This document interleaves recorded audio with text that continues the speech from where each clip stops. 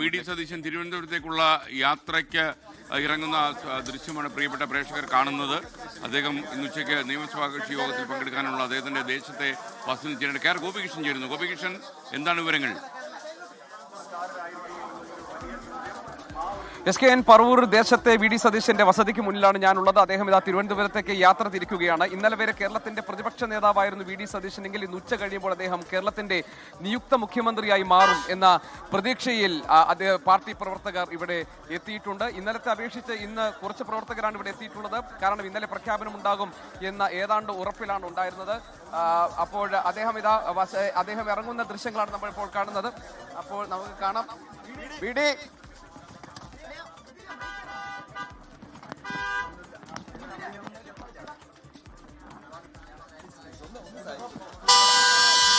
ചരിത്രപരമായൊരു യാത്രയാകുമോ ഇതെന്നാണ് ഇനി നമ്മൾ കണ്ടറിയേണ്ടത്.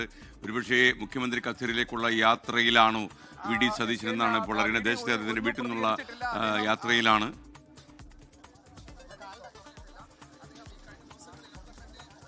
ആകാംക്ഷാഭരിതമായ നിമിഷമാണ്. കെ ആർ ഗോപികൃഷ്ണനിലേക്ക് മടങ്ങുന്നു. ഗോപികൃഷ്ണൻ പറയും. ചോദിക്കുമ്പോൾ അദ്ദേഹം ഈ കാര്യങ്ങളിലൊന്നും തന്നെ ഒരു മറുപടിയും നൽകുന്നില്ല. ഏതായാലും ചിരിച്ച് വളരെ സന്തോഷത്തിലാണ് വി.ഡി. സതീശൻ ഇപ്പോൾ തിരുവനന്തപുരത്തേക്ക് യാത്ര തിരിച്ചിരിക്കുന്നത്. ഉച്ചയ്ക്ക് 1 മണിക്കാണ് നിയമസഭാ കക്ഷി യോഗം നടക്കുന്നത്. അത് കഴിയുമ്പോൾ കേരളത്തിന്റെ മുഖ്യമന്ത്രി ആരാണ് എന്നത് 10 നാൾ കഴിഞ്ഞ് ഇപ്പോൾ ഔദ്യോഗിക പ്രഖ്യാപനം വരാനിരിക്കുന്നു. എല്ലാ സൂചനകളും വിരൽ ചൂണ്ടുന്നത് വി.ഡി. സതീശനിലേക്കാണ്. ഇതിനോടകം തന്നെ നിയുക്ത മുഖ്യമന്ത്രി വി.ഡി. സതീശൻ അഭിവാദ്യങ്ങൾ എന്ന് രേഖപ്പെടുത്തി എന്ന് അടയാളപ്പെടുത്തുന്ന ഫ്ലക്സ് ബോർഡുകൾ ഇറങ്ങിക്കഴിഞ്ഞു. കേരളത്തിൽ എല്ലായിടങ്ങളിലും ഇന്ന് ഉച്ച കഴിയുമ്പോൾ ആ ഫ്ലക്സ് ബോർഡുകൾ ഉയരാൻ പോകുന്നു എന്ന പ്രതീക്ഷയാണ് വി.ഡി. സതീശൻ പക്ഷത്തിനുള്ളത്. കഴിഞ്ഞ ദിവസങ്ങളിലെല്ലാം ഇവിടെ വലിയ ജനാവലിയായിരുന്നു.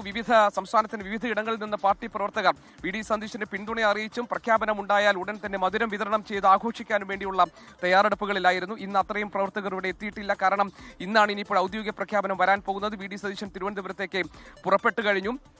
ഉച്ചയ്ക്ക് 1 മണിക്കാണ് നിയമസഭാ കക്ഷി യോഗം ചേരുന്നത്. 2ാം തവണയാണ് ഇന്ദിരാഭവനിൽ നിയമസഭാ കക്ഷി യോഗം ചേരുന്നത്. അതിനുശേഷമായിരിക്കും ഔദ്യോഗിക പ്രഖ്യാപനം ഉണ്ടാവുക.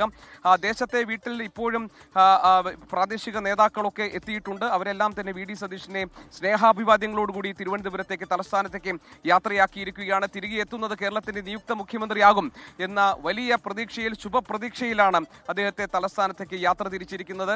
ആവർത്തിച്ച് ചോദിക്കുമ്പോഴും വി.ഡി. സതീശൻ ഒരു പ്രതികരണവും നടത്തിയിട്ടില്ല. നമുക്കറിയാം ഈ കഴിഞ്ഞ ദിവസങ്ങളിലൊക്കെ തന്നെ അദ്ദേഹം നിശബ്ദനായി നിന്നുകൊണ്ടാണ് ഈ സംഭവങ്ങളോടൊക്കെ തന്നെ പ്രതികരിച്ചിരുന്നത്. ഇപ്പോൾ